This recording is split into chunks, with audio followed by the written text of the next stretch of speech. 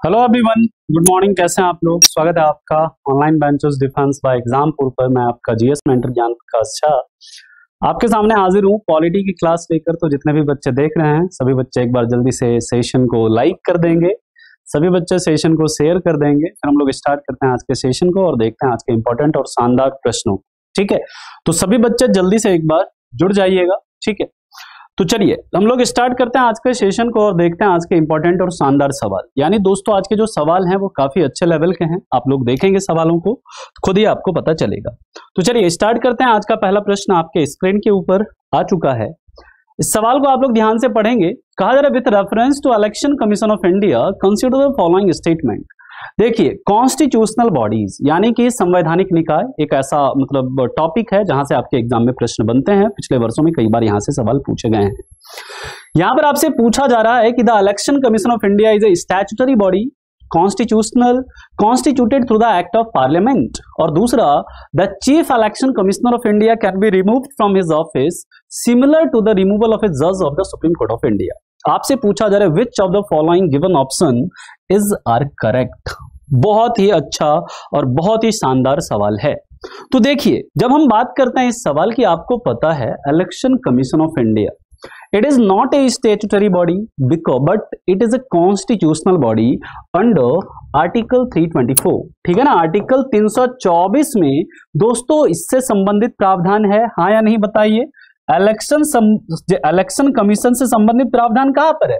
Article 324 में। और इसी के तहत इलेक्शन कमीशन का गठन हुआ था कब? 25 ऑफ जैन 1950 को। इसलिए हम लोग 25 जनवरी को क्या मनाते हैं? नेशनल वोटर्स डे, हाँ या नहीं?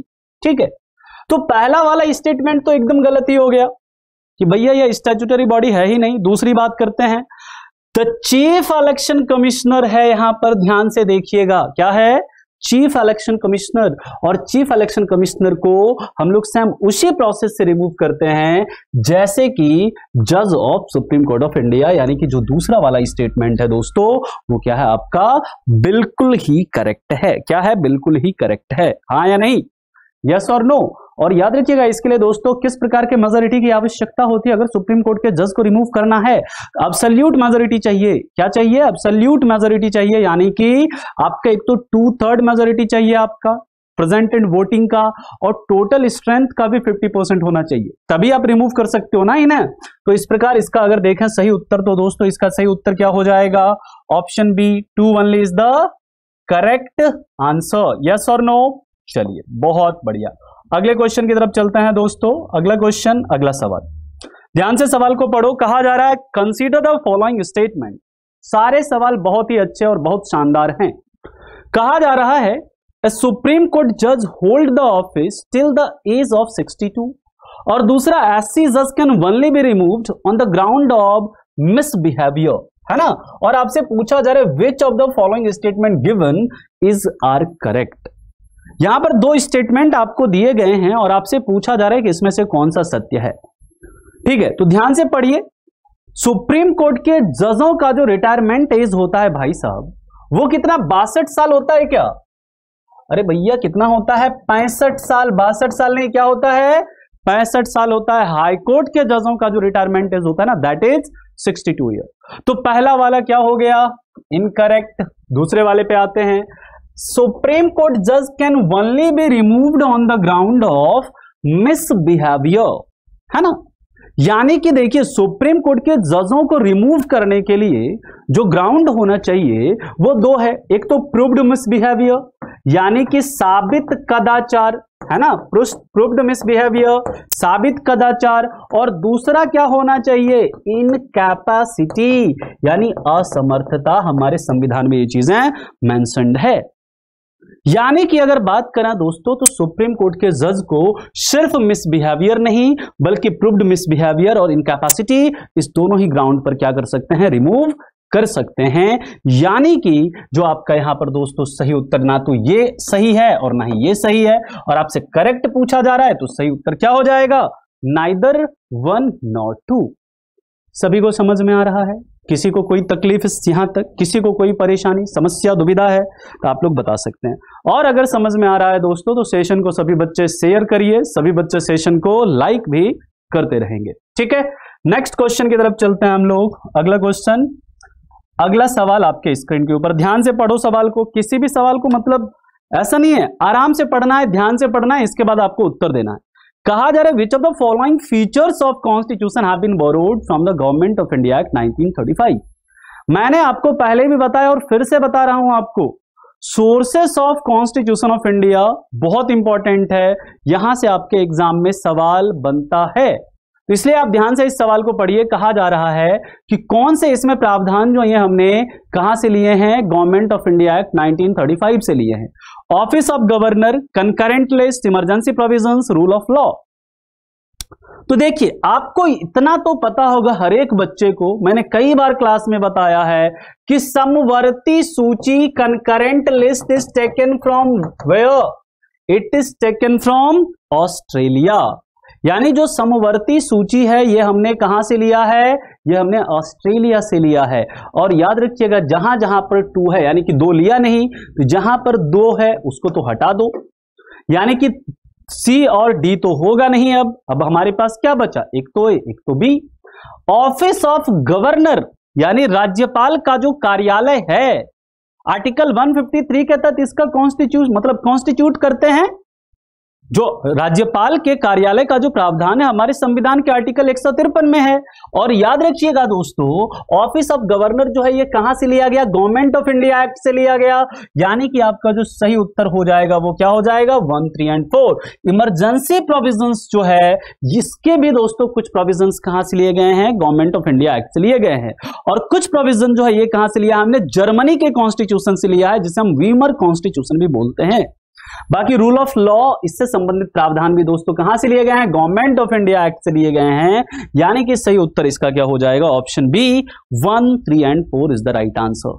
किसी को भी कोई तकलीफ, कोई परेशानी, कोई समस्या हो इस सवाल में तो आप लोग बता सकते हैं। ठीक है, फिर हम लोग चलेंगे इसके ऊपर, इसके अगले सवाल की। ठीक, किसी को कोई दिक्कत है तो बताइए। ठीक है, तो इंपॉर्टेंट सोर्सेज जो है कॉन्स्टिट्यूशन का आप लोग अच्छे से देख लेंगे, सभी को मैं बता रहा हूं। बाकी मैं तो करवाऊंगा ही आपको, है ना, मैं आपको करवाऊंगा ही। इंपॉर्टेंट जो सोर्सेस है एग्जाम से पहले आपको करवा दूंगा। ठीक है, नेक्स्ट क्वेश्चन की तरफ चलते हैं। अगला सवाल आपके स्क्रीन के ऊपर, इसका आप लोग जवाब दीजिए। देखिए, कहा जा रहा है consider the following statement regarding advocate general of a state. राज्य के एडवोकेट जनरल के बारे में आपका कौन सा कथन, मतलब इसके बारे में, मतलब इन कथनों पर ध्यान दीजिए।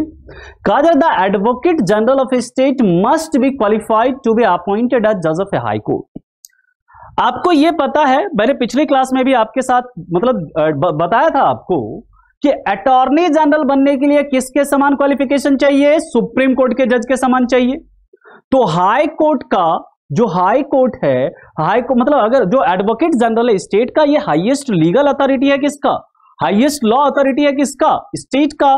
तो इनका क्वालिफिकेशन किसके बराबर होना चाहिए, इनका क्वालिफिकेशन होना चाहिए सेम एज जज ऑफ ए हाई कोर्ट। यानी ये वाला जो स्टेटमेंट है दोस्तों, ये वाला स्टेटमेंट क्या है आपका, बिल्कुल करेक्ट स्टेटमेंट है।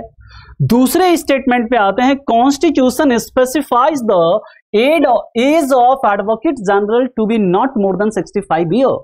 याद रखिएगा, ऐसा कहीं पर भी कुछ हमारे कॉन्स्टिट्यूशन में मेंशन नहीं है कि एडवोकेट जनरल जो है वो 65 वर्ष तक अपने पद पर या 65 वर्ष से ज्यादा वर्ष तक अपने पद पर नहीं बने रहेंगे, ऐसा कहीं पर भी कुछ मेंशन नहीं है। यानी कि आपका जो पहला वाला स्टेटमेंट है एडवोकेट जनरल ऑफ स्टेट के बारे में, ये करेक्ट है।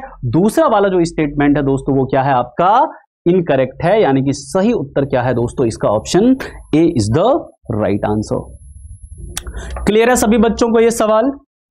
किसी को इसमें कोई दिक्कत, परेशानी, समस्या है तो बता सकते हैं। ठीक है, सभी को समझ में आ गया। और हमारे देश के पहले अटॉर्नी जनरल कौन थे, तो याद रखिएगा उनका नाम था MC सीतलवार। क्या नाम था, MC सीतलवार। ये हमारे देश के पहले अटॉर्नी जनरल थे। अटॉर्नी जनरल से संबंधित प्रावधान किसमें है, आर्टिकल 76 में है। ये भी आपने याद रखना है, हाँ या नहीं। चलो, बहुत बढ़िया। अगले क्वेश्चन की तरफ चलते हैं दोस्तों। अगला क्वेश्चन, अगला सवाल आपके स्क्रीन के ऊपर ये रहा, ध्यान से सवाल को पढ़िए। कहा जा रहा है कंसीडर द फॉलोइंग स्टेटमेंट, सारे जहां से अच्छा was written by Mohammad Iqbal. बहुत ही अच्छा question. National anthem was written by Bankim Chandra Chatterjee, national song was written by Rabindranath Tagore. Which of the following statement above statement is correct, आपसे पूछा जा रहा है इसमें से कौन सा कथन सत्य है। देखिए बहुत बेसिक सा सवाल है, लेकिन मैं गारंटी देता हूं इस बात की, इसमें भी आधे से ज्यादा बच्चे क्या गलत करके आते हैं एग्जाम में, है ना। सवाल जबकि बहुत ही बेसिक सा, बहुत ही आसान सा प्रश्न है, लेकिन जब सवाल को बच्चे पढ़ते हैं कुछ हैं, इंटरप्रेट कुछ करते हैं, समझते कुछ हैं, उत्तर कुछ और देते हैं। ठीक है, तो सवाल को आप ध्यान से पढ़िए। देखिए यहां पर लिखा गया है सारे जहां से अच्छा, ये किसने लिखा, मोहम्मद इकबाल ने लिखा है। दूसरा, नेशनल एंथम, नेशनल एंथम का मतलब हिंदी में होता है राष्ट्रीय गान। क्या होता है, राष्ट्रीय गान। राष्ट्रीय गान was written by Bankim Chandra Chatterjee and राष्ट्रीय गीत national song was written by Rabindranath Tagore. आपको ये तो पता ही होगा कि हमारे देश का नेशनल एंथम क्या है, जन गण मन, है ना, और नेशनल सॉन्ग जो है दैट इज वंदे मातरम, है ना। तो आपको ये चीज पता होना चाहिए कि जो वंदे मातरम है it is written by whom, Bankim Chandra Chatterjee. National song is written by Bankim Chandra Chatterjee and national anthem was written by Rabindranath Tagore. और साथ ही साथ याद रखिएगा हमारे देश का तो नेशनल एंथम रविंद्रनाथ टैगोर ने लिखा ही लिखा। साथ ही बांग्लादेश का जो नेशनल एंथम है अमार सोनार बांग्ला, वो भी किसने लिखा है, वो भी रविंद्रनाथ टैगोर ने ही लिखा है। इस चीज को भी आप याद रखेंगे। ठीक है, तो यानी कि ये वाला स्टेटमेंट भी इनकरेक्ट, ये वाला स्टेटमेंट भी क्या हो गया, इनकरेक्ट हो गया। आपसे पूछ क्या रहे हैं, करेक्ट पूछ रहे हैं, है ना। तो कौन सा करेक्ट हो जाएगा, 2 3 तो गलती हो गया, तो कौन सा करेक्ट बचा, सिर्फ एक, यानी कि सारे जहां से अच्छा was written by Mohammad Iqbal, it is absolutely correct answer. Okay, clear है सभी बच्चों को, सभी को समझ में आ गया ये सवाल, हाँ या नहीं बताइए। किसी को कोई दिक्कत, किसी को कोई परेशानी, किसी को कोई समस्या है तो बताएं। और दोस्तों समझ में आ रहा है तो सेशन को आप सभी बच्चे शेयर भी करिए, सभी बच्चे सेशन को इसी तरह लाइक भी करते रहेंगे। ठीक है, चलिए अगले प्रश्न की तरफ चलते हैं हम लोग। अगला प्रश्न है दोस्तों, अगला प्रश्न, अगला सवाल आपके स्क्रीन के ऊपर ये रहा, ध्यान से सवाल को पढ़ेंगे। कहा जा रहा है which of the following is are the characteristics of the federal system. Federal system कि इसमें से कौन कौन से कैरेक्टरिस्टिक्स हैं। बहुत ही अच्छा क्वेश्चन है। फीचर्स मतलब types of government, like federal form of government, unitary form of government. और आपको पता है India is A quasi federal. India जो है मतलब क्या है, एक अर्ध संघ है, बिकॉज इंडिया में कुछ जो फीचर्स है वो यूनिटरी गवर्नमेंट के हैं, यूनिटरी फीचर्स भी हैं, और कुछ फीचर्स कहाँ के हैं, तो आपके फेडरल फॉर्म के लिए। जो हमने फेडरल फीचर लिया है वो कहां से लिया है, कनाडा से लिया है ना। कनाडा से हमने फेडरल सिस्टम को अडॉप्ट करा है, इस चीज को आपको पता होगा। आपको यहां पर यह बताना है कि फेडरल गवर्नमेंट जो होते हैं उसके क्या क्या फीचर्स होते हैं। ठीक है, division of powers between centre and state, supremacy of the constitution, bicameralism या सेपरेशन ऑफ पावर। बहुत ही इजी आसान क्वेश्चन, बहुत ही इजी क्वेश्चन, जिसने पढ़ा होगा उसके लिए। ठीक है, तो ध्यान से सवाल को पढ़िए। देखिए जो फेडरल का मतलब ही क्या है, फेडरल की बात करें तो फेडरल का मतलब ही क्या है, division of power between centre and state, and it is written in constitution. ये संविधान में लिखा हुआ भी होना चाहिए। और हमारे संविधान का भाग 7 देखो, सॉरी शेड्यूल 7 देखो, अनुसूची 7, उसमें क्या है, सेंटर स्टेट रिलेशन ही तो है।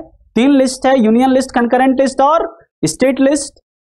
ठीक है, तो याद रखिएगा दोस्तों, division of power between centre and state, यही तो मेन बेसिक फीचर होता है किसका, फेडरल फॉर्म ऑफ गवर्नमेंट का। दूसरी बात, हम लोग बात करें सुप्रीमेसी ऑफ द कॉन्स्टिट्यूशन, बिल्कुल रिटन कॉन्स्टिट्यूशन होता है। रिटन कॉन्स्टिट्यूशन का मतलब ही क्या, supremacy of constitution, constitutional supremacy होती है यहां पर। जबकि in case of unitary form of government वहां पर क्या होती है, पार्लियामेंट्री सुप्रीमेसी होती है, because they have unwritten constitution, है ना। तो इसका दोस्तों सुप्रीमेसी ऑफ द कॉन्स्टिट्यूशन ये होगा क्या, यस। तीसरा बाइकैमरलिज्म, यानी कि द्विसदनात्मक व्यवस्था होती है, यानी कि लोकसभा राज्यसभा जैसे है उस प्रकार होता है। तो बिल्कुल ये भी सही है कि इसका फीचर है बाइकैमरलिज्म, यानी कि द्विसदनात्मक। वहां पर क्या होता है, मतलब आपका विधानमंडल होता है। लेकिन सेपरेशन ऑफ पावर ये दोस्तों नहीं है, ठीक है ना। Separation of power actually feature of what, feature of presidential form of government. Separation of power जो है प्रेसिडेंशियल फॉर्म ऑफ गवर्नमेंट का क्या है, फीचर है। यानी कि जो दोस्तों इसका सही उत्तर हो जाएगा क्या, 1, 2 एंड 3, ये आपका सही उत्तर होगा। सही उत्तर क्या हो जाएगा, ऑप्शन सी, यानी 1, 2, 3 ये जो है दोस्तों आपके फीचर्स हैं किसके, these are the features of federal form of government. Yes और नो। और इंडिया की जब बात करते हैं दोस्तों, कई बार आपसे पूछा जाता है इंडिया में किस प्रकार का फेडरलिज्म है। याद रखिएगा इंडिया में किस प्रकार का फेडरलिज्म है दोस्तों, कोऑपरेटिव फेडरलिज्म है। कौन सा फेडरलिज्म है, कोऑपरेटिव फेडरलिज्म है। यानी कि इंडिया में भैया कैसा संघवाद है, सहकारी संघवाद है। इस वर्ड को आप बकायदा मेंशन नोट कर लीजिएगा। कैसा फेडरलिज्म है, कोऑपरेटिव फेडरलिज्म है, इस चीज को आप याद रखिए। ठीक है, सभी को यहां तक समझ में आ गया? किसी को कोई दिक्कत, किसी को कोई परेशानी समस्या है तो बताएंगे। चलिए अगले सवाल की तरफ चलते हैं दोस्तों। इसके बाद नेक्स्ट क्वेश्चन है, किसी को भी कुछ समझ में ना आए तो कमेंट में जरूर बताना। Which of the following pair are correctly matched. Easy question है ये तो। इसमें से कौन सा पेयर जो है करेक्टली सही रूप से मिला हुआ है। एक तरफ देखिए स्केड्यूल है, एक तरफ उसके बारे में लिखा हुआ है। आपको बताना है कौन सा करेक्टली मैच है। Schedule, part, important articles, important amendments, important sources of constitution. बार बार मैं बोल रहा हूं, इन चीजों को देख कर जाओ, है ना, बार बार मैं बोल रहा हूं। तो स्केड्यूल्स यहां पर देख सकते हैं। 7th schedule union state and concurrent list. दूसरा है 3rd schedule provision show as to the president and governor of states. Third है आपका 2nd schedule oath and affirmations and 10th schedule provisions for disqualification on the ground of defection. चलिए इस सवाल की बात करते हैं हम लोग। तो देखिए जब हम बात करते हैं पहले प्रोविजन 7th स्केड्यूल, उसमें सेंटर स्टेट रिलेशन है और वहां पर 3 लिस्ट है, जिसमें कि यूनियन लिस्ट, स्टेट लिस्ट और क्या है, कंकरेंट लिस्ट है। यूनियन लिस्ट पर कानून कौन बनाता है दोस्तों, उस पर बनाता है पार्लियामेंट। स्टेट लिस्ट पर कौन बनाता है, स्टेट लेजिस्लेचर। और जो कंकरेंट लिस्ट है इस पर दोनों बनाते हैं, स्टेट लेजिस्लेचर भी बनाता है और पार्लियामेंट भी बनाता है। बट कुछ विषय ऐसे होते हैं जो कि इन तीनों में से किसी लिस्ट में नहीं होते। वो जो मतलब विषय होते हैं उसे हम लोग बोलते हैं रेसिडुअरी सब्जेक्ट बोलते हैं, है ना। और रेसिडुअरी सब्जेक्ट जो होता है ना दोस्तों, उस पर कानून बनाने का अधिकार किसे होता है, उस पर कानून बनाने का अधिकार होता है पार्लियामेंट को। इस चीज को भी आप याद रखिएगा, because residuary power of India, यानी हमारे देश के अंदर जो रेसिडुअरी पावर है वो किसमें वेस्टेड है, वो पार्लियामेंट में वेस्टेड है। इस चीज को आप याद रखेंगे। यानी कि पहला वाला तो करेक्ट है, हाँ या नहीं।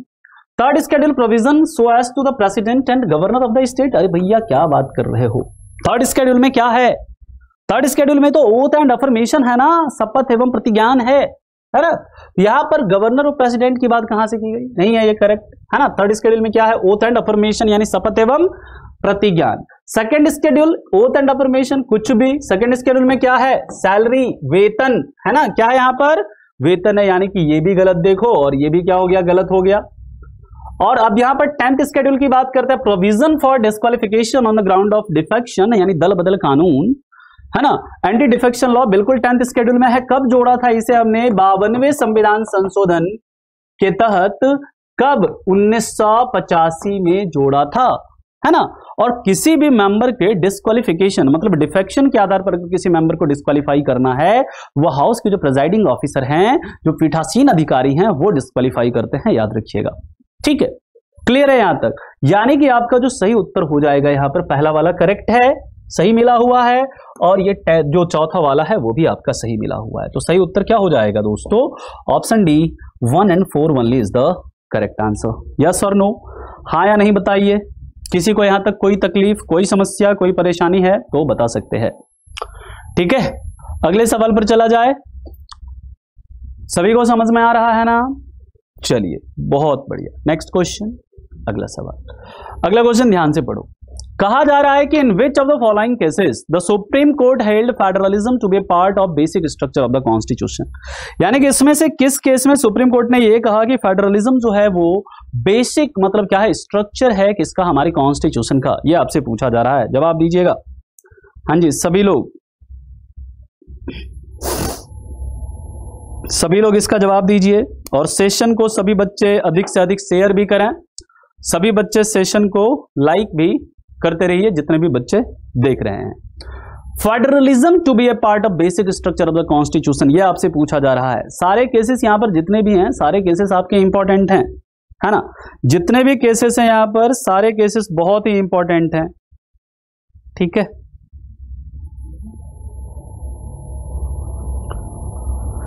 चलिए बहुत बढ़िया। अब हम इस सवाल की जब बात करते हैं दोस्तों, ठीक है, तो याद रखिएगा यहां पर जो केशवानंद भारती केस है इसके बारे में आपको पता है, ये स्टेट ऑफ केरला, और ये कब आया था? इन 1973। और इसी में मतलब जो भारत सरकार मतलब जो हमारी मतलब सुप्रीम कोर्ट है, इसने सबसे लार्जेस्ट बेंच का भी गठन किया था इसी केस में। 13 जजेस के बेंच का क्या किया था? गठन किया गया था। ठीक है, केशवानंद भारती केस में। और इसी में कहा गया था preamble is a part of constitution and preamble is amendable, है ना। और सबसे पहले बेसिक स्ट्रक्चर को डिफाइन भी करा गया था इसी फंडामेंटल राइट के मतलब सॉरी इसी केशवानंद भारती के केस में। लेकिन यहां पर आपसे ये नहीं पूछा जा रहा है, आपसे पूछा जा रहा है federalism to be part of basic structure, ऐसा किसमें बताया? तो याद रखिएगा दोस्तों, एक केस आता है 1994 में डिसीजन आता है सुप्रीम कोर्ट का एसआर बोमई के केस में, है ना। एसआर बोमई के केस में जो फेडरलिज्म को एक बेसिक स्ट्रक्चर बताते हैं किसका? कॉन्स्टिट्यूशन का। तो इस सवाल का दोस्तों सही उत्तर क्या है? SR Bommai case. मिनर्वा मिल ये कब आता है दोस्तों? इन 1980। और गोलकनाथ ये कब आता है? 1960। ये ईयर्स केसेस के आप दोस्तों ये याद रखेंगे, क्योंकि ईयर्स से आपके एग्जाम में सवाल पूछा गया है और आगे भी पूछा जाएगा। यहां पर जनरली आपको ऐसे मैच करने वाले क्वेश्चन पूछ देते हैं कि ये केस कब, ये केस कब, ये केस कब, ये केस कब। ठीक है, तो जितने भी सुप्रीम कोर्ट के इंपॉर्टेंट केसेस हैं उसे एक बार आप रिव्यू कर लीजिएगा, उसे अच्छे से देख लीजिएगा, वहां से भी सवाल पूछे जाने के चांसेस होते हैं। तो इसका सही उत्तर दोस्तों क्या है? It's correct answer is option B, SR Bommai versus Union of India. इसी में सबसे पहले फेडरल को हमारे कॉन्स्टिट्यूशन का बेसिक स्ट्रक्चर बताया था किसने?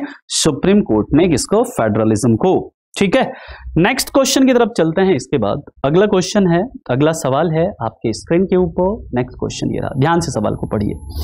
कहा जा रहा है the president is not answerable to any court of exercising the power and duties of his office.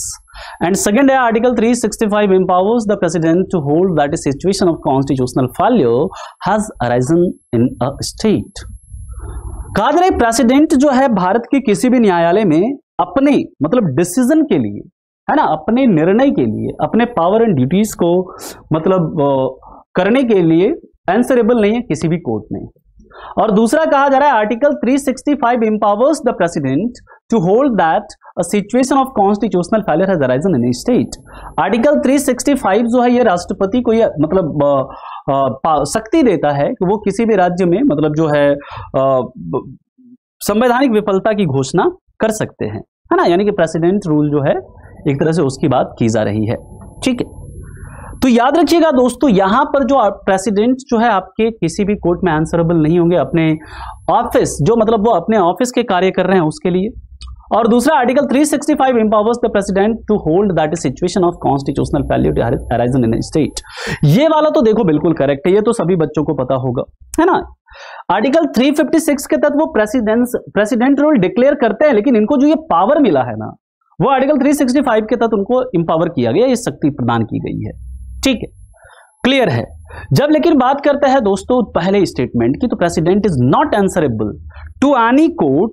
इस स्टेटमेंट को अगर आप पढ़िएगा तो याद रखिएगा दोस्तों, जो प्रेसिडेंट होते हैं वो याद रखेंगे बिल्कुल किसी भी कोर्ट में आंसरेबल नहीं होते हैं। अपने कार्यालय के अगर अपने वो पावर एंड ड्यूटीज का यूज कर रहे हैं अपने ऑफिस के तहत, जो कार्यालय के तहत जो उनको शक्तियां प्रदान की गई है उसका अगर वो यूज कर रहे हैं, उसके लिए उनको किसी कोर्ट में आंसरेबल नहीं होना।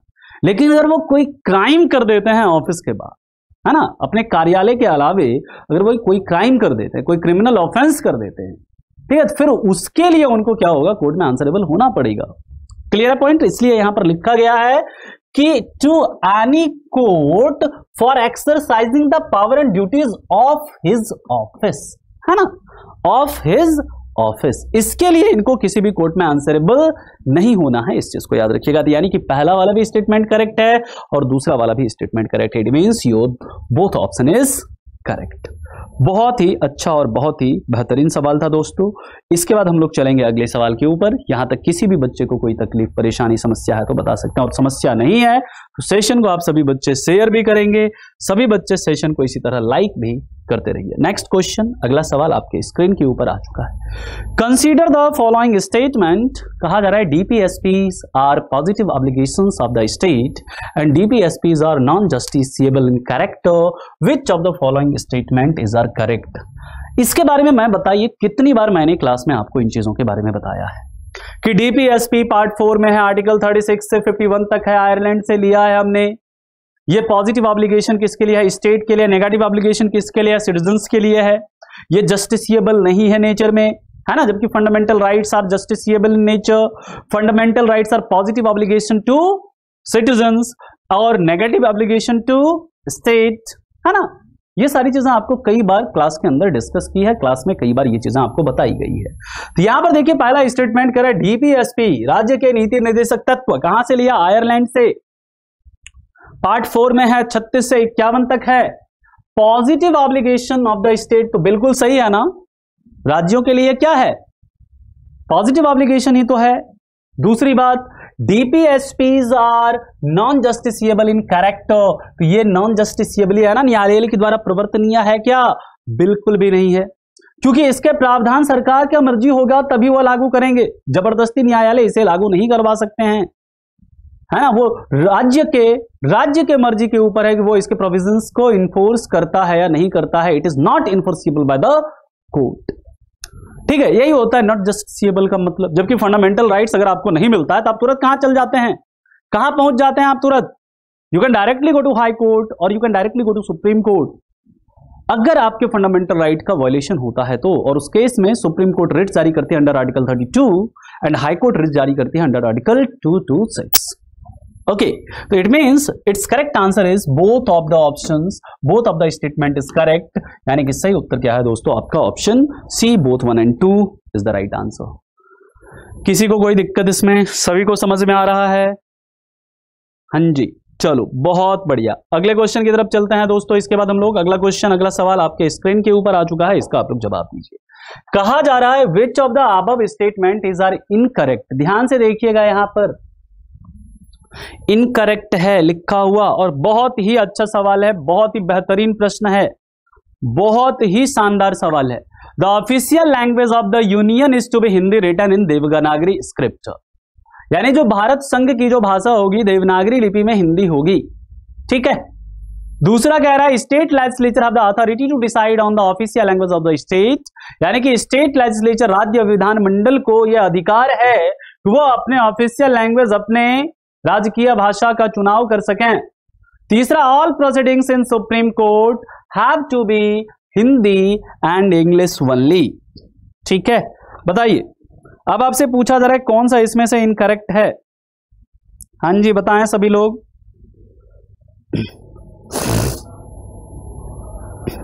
हाँ जी, सभी लोग इसका उत्तर दीजिए। इनकरेक्ट पूछा जा रहा है तो इसलिए ध्यान से इस चीज को पढ़िएगा, इसके बाद आप लोग उत्तर दीजिएगा। इनकरेक्ट आपसे पूछा जा रहा है, इसलिए मैंने उसे अंडरलाइन भी कर दिया है। अब देखो, the official language of the union is to be Hindi written in Devanagari script, ये तो आपका क्या है, इट इज करेक्ट, यस और नो। कई बार मैंने आपको बताया हमारे संविधान के अंदर आर्टिकल, देखिए 3 आर्टिकल आपको याद रखने हैं, बहुत इंपॉर्टेंट है। 143 advisory jurisdiction of Supreme Court, है ना।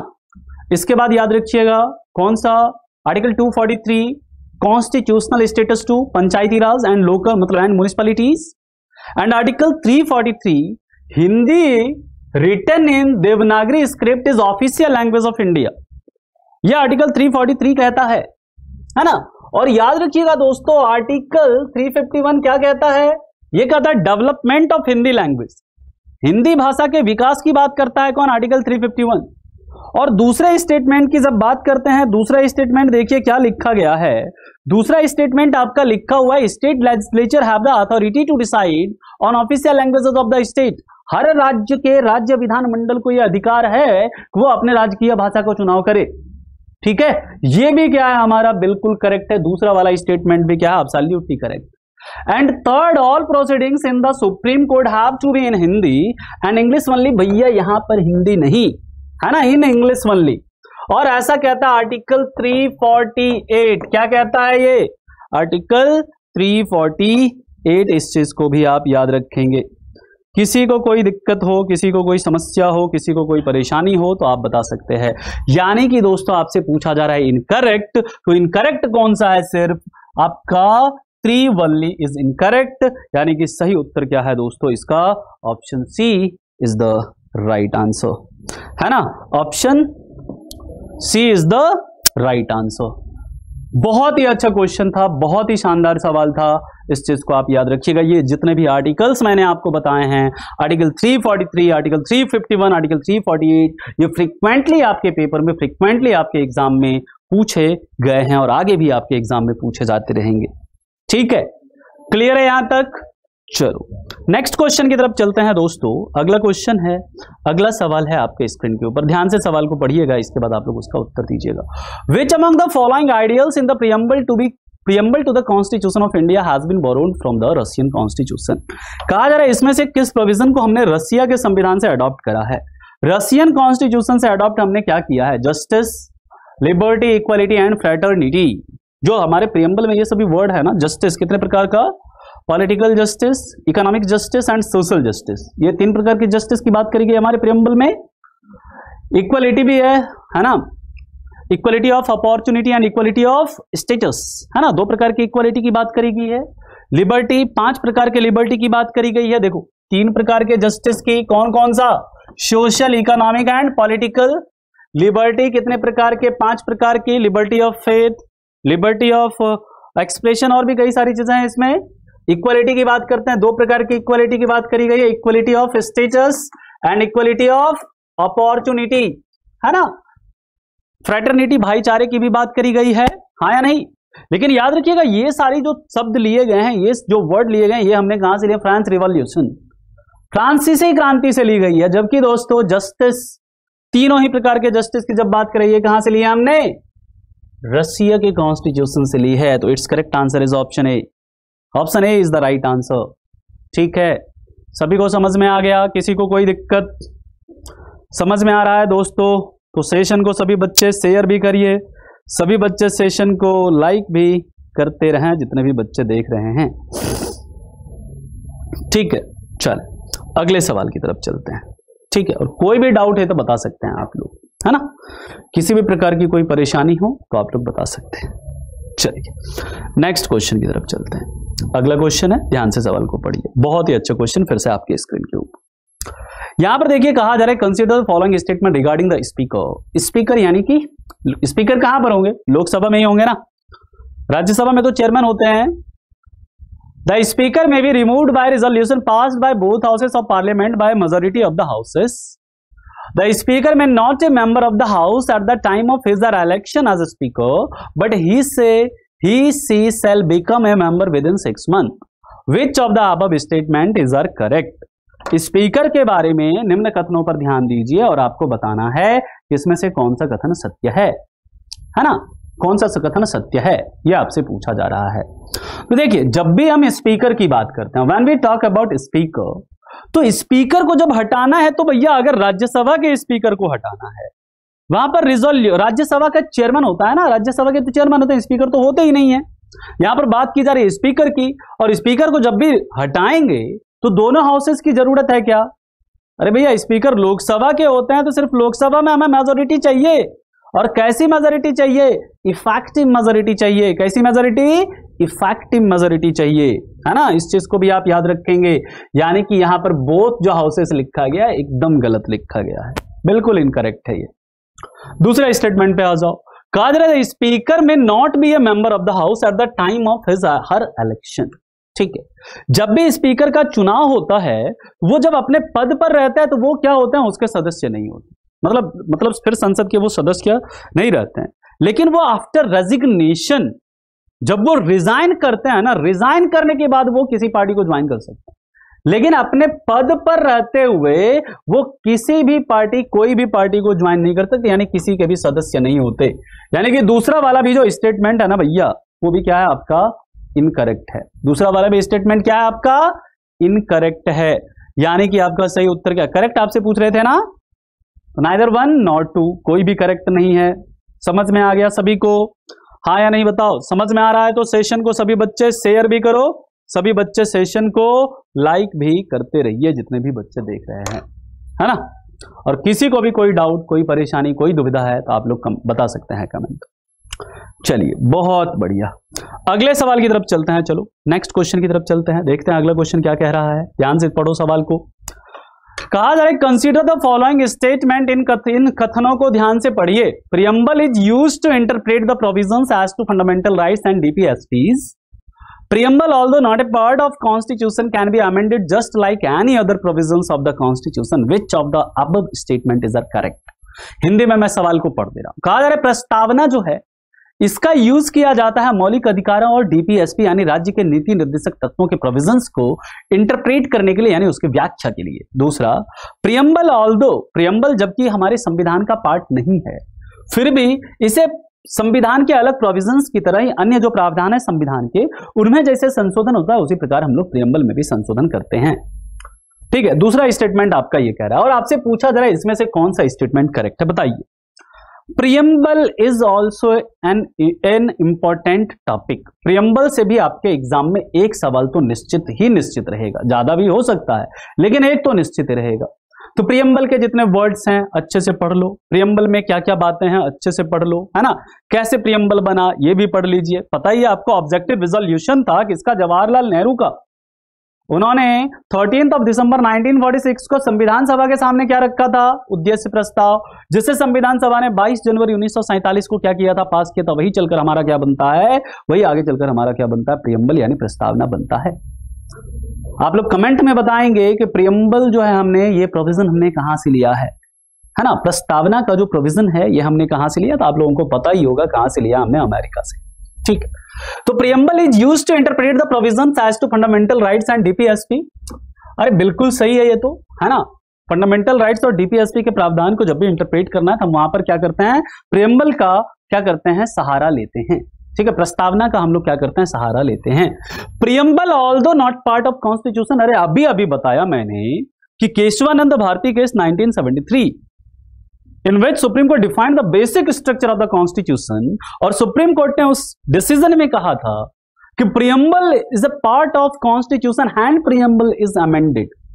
प्रियम्बल जो है वो संविधान का हिस्सा है, इसलिए हम संविधान में क्या कर सकते हैं, संशोधन, इसलिए हम प्रस्तावना में संशोधन कर सकते हैं। और उसके बाद प्रस्तावना में संशोधन हुआ भी कब, 42वें संविधान संशोधन 1976 के तहत, जिसमें कि 3 वर्ड जोड़े गए थे आपके, कौन कौन से, सोशलिस्टिक समाजवादी, इंटीग्रिटी अखंडता, सेक्युलर यानी कि धर्मनिरपेक्ष या पंथनिरपेक्ष, ये 3 वर्ड जोड़े गए थे कब, by the 42nd constitutional amendment 1976 which is also called mini constitution, जिसे हम एक लघु संविधान भी कहते हैं, याद रखिएगा, बिकॉज कई सारे चेंजेस हुए थे उस 42वें संविधान संशोधन के तहत। और उस 42वां संविधान संशोधन जो है ये कब हुआ था, ड्यूरिंग इमरजेंसी, ये भी आपने याद रखना है ना। तो दोस्तों यहां पर आपका जो करेक्ट है, पहला वाला तो करेक्ट है बट दूसरा वाला क्या है, इनकरेक्ट है। सही उत्तर क्या है दोस्तों, आपका option A, only 1 is the right answer. सिर्फ और सिर्फ आपका पहला ऑप्शन जो है वो क्या है दोस्तों, पहला स्टेटमेंट जो आपका क्या है, करेक्ट है। ठीक है, चलिए नेक्स्ट सवाल पर चलते हैं दोस्तों, और अगला सवाल आपके स्क्रीन के ऊपर आ चुका है। कहा जा रहा है, the member of the council of minister individually responsible to which of the following constitutional authorities. अक्सर क्लास में इसके बारे में डिस्कस करते रहते हैं, नॉर्मली क्लास के अंदर इसके बारे में डिस्कस करते रहते हैं। सबसे पहले तो देखिए काउंसिल ऑफ मिनिस्टर, कुछ प्रोविजंस हैं जो कि आपको पता होने चाहिए। सबसे पहले हम बात करते हैं किसकी, काउंसिल ऑफ मिनिस्टर की। तो काउंसिल ऑफ मिनिस्टर आर्टिकल 74 के तहत इसका गठन होता है ना। आर्टिकल 74 के तहत काउंसिल ऑफ मिनिस्टर का मतलब गठन होता है, और कहा गया है कि भारत में एक मंत्री परिषद होगी जो कि क्या करेगी दोस्तों, मतलब राष्ट्रपति को सलाह देगी, है ना। राष्ट्रपति को सलाह और क्या करेगी, सहायता करेगी उनके मतलब एग्जीक्यूटिव कार्यों को, कार्यपालिका शक्तियों के निर्वहन में। काउंसिल ऑफ मिनिस्टर का जो मैक्सिमम साइज होता है दोस्तों, ये क्या होता है, ये होता है 15% ऑफ लोकसभा। लोकसभा का जो 15% होता है ये आपका मैक्सिमम साइज होता है। काउंसिल ऑफ मिनिस्टर का मेंबर बनने के लिए दोस्तों याद रखिएगा, किसी भी सदन का सदस्य होना जरूरी नहीं है, ऐसे भी मेंबर बन सकते हैं, लेकिन जैसे ही मेंबर आप बनते हैं उसके 6 महीने के अंदर या तो आपके पास लोकसभा या फिर राज्यसभा किसी की सदस्यता होनी चाहिए। ठीक है, तीसरी बात, काउंसिल ऑफ मिनिस्टर जो कलेक्टिव रिस्पॉन्सिबिलिटी होती है इसकी, काउंसिल ऑफ मिनिस्टर की जो कलेक्टिव रिस्पॉन्सिबिलिटी होती है वो किसके प्रति होती है, वो लोकसभा के प्रति होती है। And it is mentioned in article 75। Article 75 में ही लिखा गया है दोस्तों, prime minister is appointed by president who is also head of council of minister, जो कि मंत्री परिषद के क्या होंगे, अध्यक्ष भी होंगे। ठीक है, आर्टिकल 75 भी कहता है कि all members of council of minister are appointed by president on the recommendation of prime minister, यानी कि जितने भी मंत्री परिषद के सदस्य होंगे उन्हें अपॉइंट राष्ट्रपति करेंगे, लेकिन किसके रिकमेंडेशन पर, प्रधानमंत्री के रिकमेंडेशन पर। ठीक है, But when we talk about the word cabinet, cabinet word is only mentioned in article 352. article 352 में मेंशन किया गया है, on the written recommendation of cabinet president can declare national emergency. Cabinet क्या होता है दोस्तों? जो सरकार की, जो प्राइम मिनिस्टर के जो सबसे बड़े बड़े मतलब जो सबसे खास मंत्री जो होते हैं उनको मिलाकर बनता है क्या? उनको मिलाकर बनता है कैबिनेट, जो कि सरकार के एक्चुअली में सारे डिसीजंस लेती हैं। और कैबिनेट सेक्रेटरी जो होता है, याद रखिएगा, cabinet secretary is the highest civil servant of India. Bharat के सबसे बड़े क्या होते हैं? वो सिविल सेवा के अधिकारी होते हैं। कौन? हाईएस्ट आईएएस ऑफिसर होते हैं। कौन? याद रखिएगा, कैबिनेट सेक्रेटरी या कैबिनेट सचिव। ठीक है, अब यहां पर बात करते हैं दोस्तों इंडिविजुअल रिस्पॉन्सिबिलिटी की, कलेक्टिव रिस्पॉन्सिबिलिटी की तो बात करी हमने। कलेक्टिवली रिस्पॉन्सिबल जो होता है वो किसके प्रति होते हैं? वो लोक सेवा के प्रति होते हैं। बट जब बात करते हैं दोस्तों इंडिविजुअल रिस्पॉन्सिबिलिटी जो होती है ना, वो किसके प्रति होती है? राष्ट्रपति के प्रति। बिकॉज प्रेसिडेंट कैन मतलब डिसमिस, प्रेसिडेंट कभी भी क्या कर सकते हैं? डिसमिस कर सकते हैं किसी काउंसिल ऑफ मिनिस्टर को on the recommendation of prime minister, है ना। लेकिन डिसमिस कौन करेंगे? प्रेसिडेंट। तो याद रखिएगा, इनकी जो इंडिविजुअल रिस्पॉन्सिबिलिटी होती है वो किसके प्रति होती है? वो प्रेसिडेंट के प्रति होती है। तो दोस्तों इसका सही उत्तर क्या है? It's correct answer is option C, president is the right answer. ठीक है, तो दोस्तों अभी के लिए हम लोग इतना ही रखने वाले हैं। ठीक है, किसी का भी कोई डाउट होगा, कोई समस्या होगा तो आप लोग कमेंट में हमें जरूर बताएंगे। सेशन आप लोगों को पसंद आया है तो आप लोग इस सेशन को ज्यादा से ज्यादा क्या करेंगे? सभी बच्चे लाइक करेंगे, सभी बच्चे सेशन को क्या करेंगे? शेयर करेंगे। और जिन्होंने भी चैनल को सब्सक्राइब नहीं करा है वो चैनल को दोस्तों अवश्य सब्सक्राइब करना, ताकि आपको ऐसे ही बेहतरीन और शानदार वीडियोस मिलते रहें। तो मिलते हैं दोस्तों फिर से हम लोग अगली क्लास में। तब तक के लिए सभी को thank you so much, bye, take care and have a good day. Thank you.